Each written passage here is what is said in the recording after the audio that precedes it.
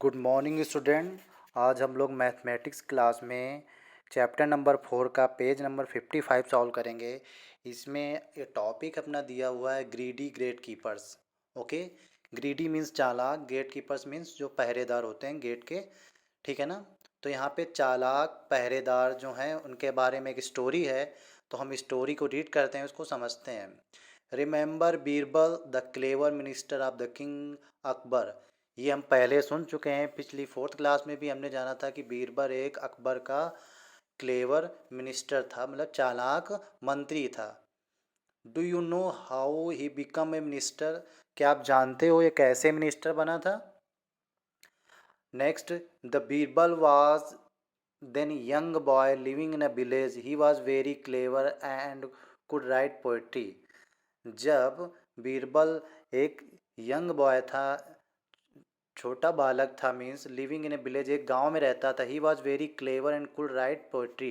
वो बहुत ही चालाक था और क्या लिखता रहता था? पोइट्री, मतलब कविताएं लिखता रहता था, ठीक है। He thought he would try his luck in the king court, so he took some of his poem and set off for his city.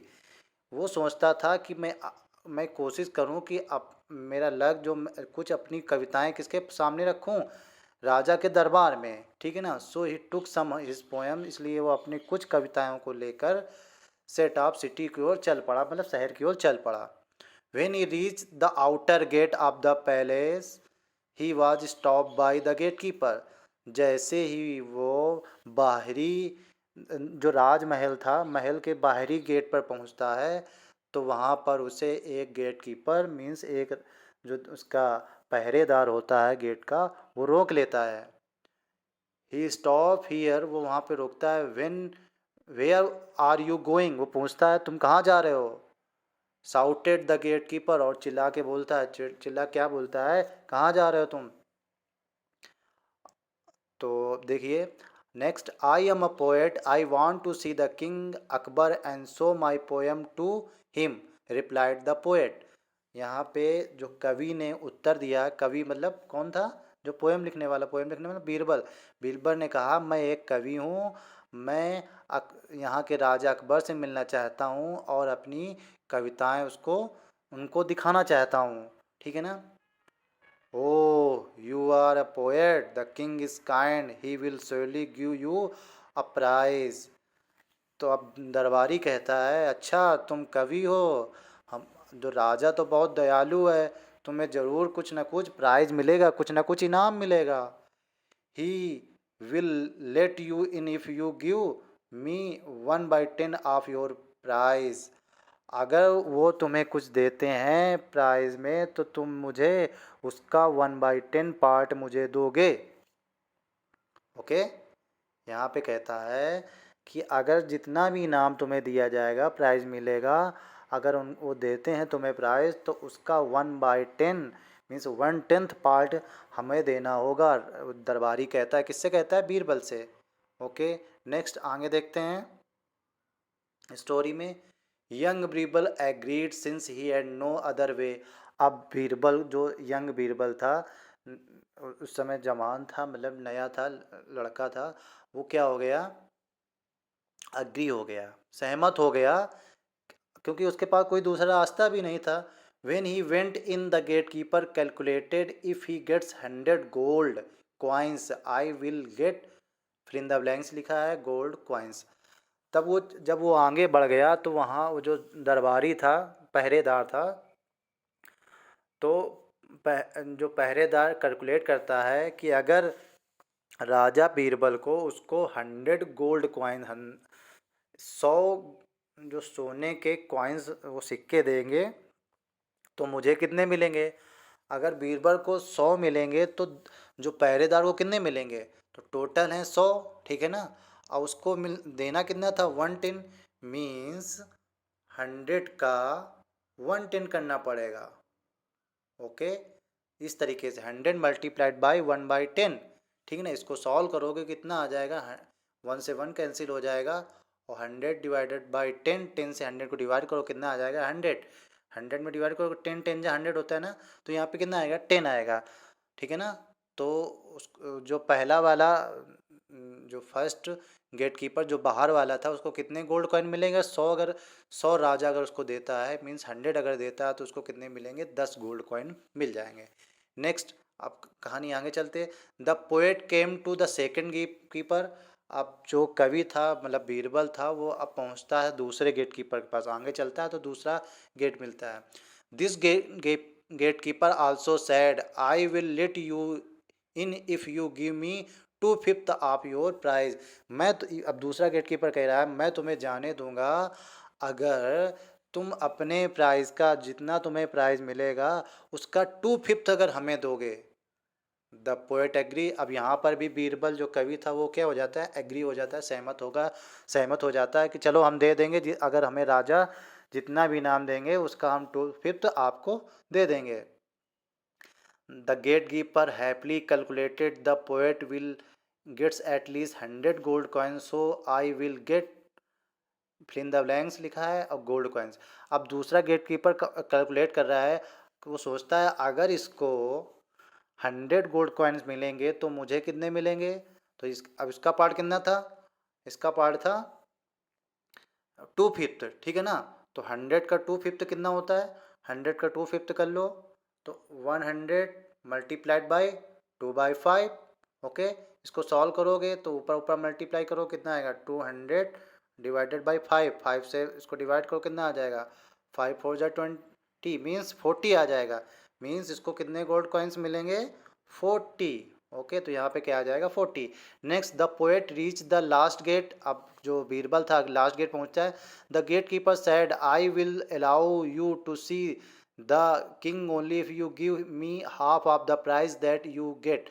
The poet had no other way, he agreed the went inside.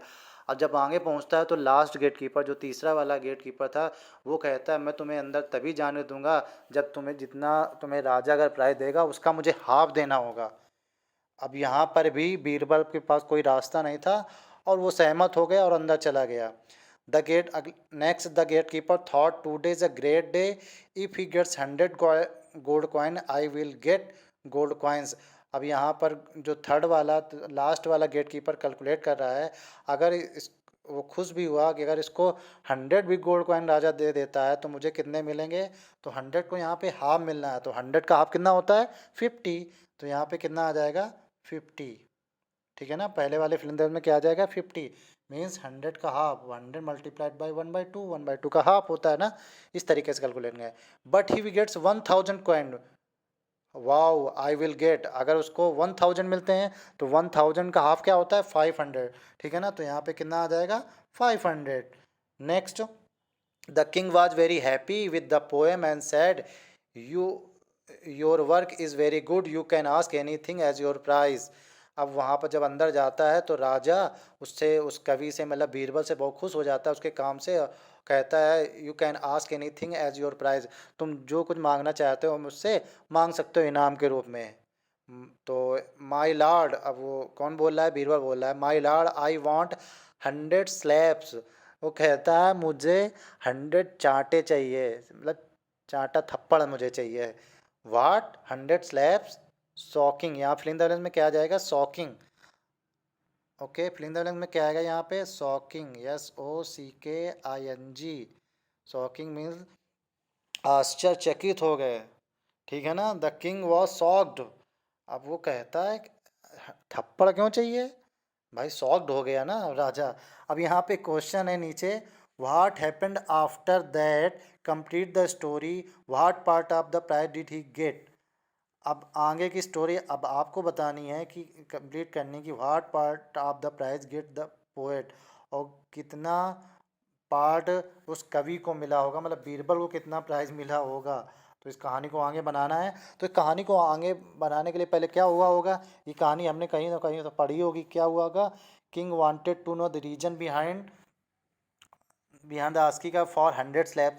राजा पूछ रहा होगा कि क्यों तुम्हें 100 slab चाहिए ना। ठीक है ना, बीरबल ने तब बताया होगा कि आपके गीत कीपरों ने हमें हमसे क्या मांगा है? शेयर मांगा है प्राइस का। ठीक है ना। किंग तब राजा को गुस्सा आया होगा, राजा ने सबको गेट कीपर को बुलाया होगा और बोला होगा जो मतलब पनिशमेंट में क्या दिया होगा? वही थप्पड़ दिए होंगे, स्लैप्स दिए होंगे। और कैसे दिए होंगे, उनके शेयर के आधार पर, जितने जितने उन्होंने प्राइस मांगा होगा, ठीक है। सपोज दैट अगर राजा उनको 100 स्लैब्स मतलब 100 थप्पड़ बांटने को बोलता है, तो पहले वाले गेट कीपर को कितने मिलेंगे, 100 के थप्पड़ पहले वाले को 10 मिले होंगे, और दूसरे वाले को कितने मिले होंगे, 40 मिले होंगे, और तीसरे वाले को कितने मिले होंगे, 50।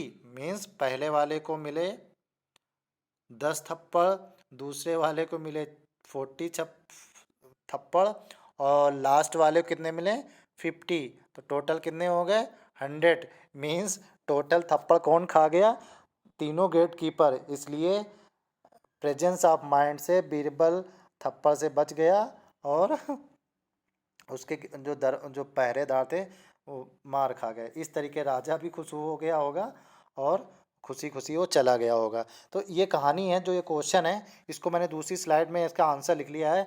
तो ये जो fill in the blanks part है, ये आपको ये वाला और ये वाला पार्ट, ये वाला पेज को आपको सिर्फ बुक में करना है, और ये जो नीचे ये क्वेश्चन दिया है, ये वाला दूसरी स्लाइड में मैंने इस तरीके से सॉल्व कर दिया है। तो ये आपको नोटबुक में करना है, सिर्फ नोटबुक में इतना ही करना है, ठीक है ना।